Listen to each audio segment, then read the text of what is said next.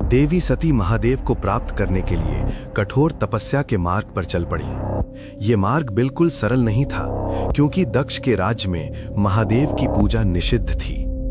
देवी सती ने ऋषियों से संपर्क किया और उनसे मार्गदर्शन लेकर महादेव को पाने का संकल्प लिया।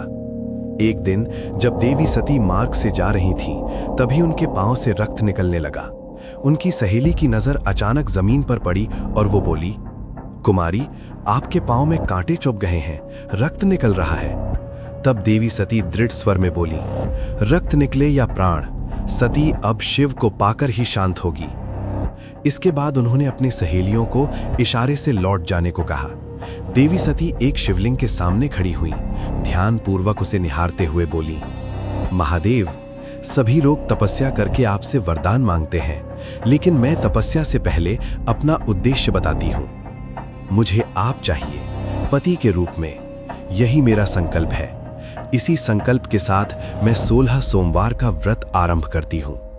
इसके बाद उन्होंने बेलपत्र और पुष्प अर्पित किए और तपस्या में लीन हो गईं। ओम नमः शिवाय, ओम नमः शिवाय का जप चारों ओर गूंजने लगा।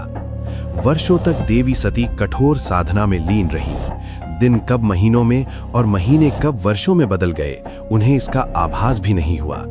उनकी तपस्या की ऊर्जा से देवता भी अधीर हो उठे। कैलाश पर विराजमान भगवान शिव गहन समाधि में थे। उन्हें संसार की कोई सुध नहीं थी।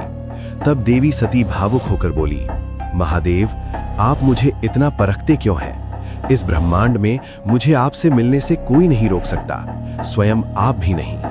ये कहकर देवी सती भावावेश में नृत्य करने लगीं। उनका संकल्प अटल था और भक्ति अपार। बम बम बम, ओम नमः शिवाय की ध्वनि गूंजने लगती है।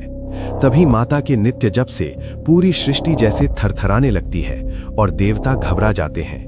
तब ब्रह्मादेव महादेव को उनकी घोर तपस्या से जगाते हैं और विनती करते हैं, प्रभु, समाधि से बाहर आइए, सृष्टि संकट में है।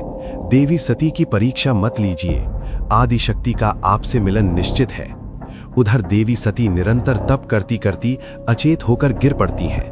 तभी स्वयं महादेव प्रकट होते हैं, हाथ में त्रिशूल लिए। महादेव कहते हैं, देवी, आपने जो भी संकल्प लेकर मेरी आराधना की है वो अवश्य पूर्ण होगा। बताइए, आप क्या चाहती हैं? देवी सती विनम्र होकर कहती हैं, प्रभु, मैं चाहती हूं कि आप मुझे अपनी अर्धांगिनी के रूप में स्वीकार करें। महादेव उन्हें आशीर्वाद देकर अंतर्ध्यान हो जाते हैं।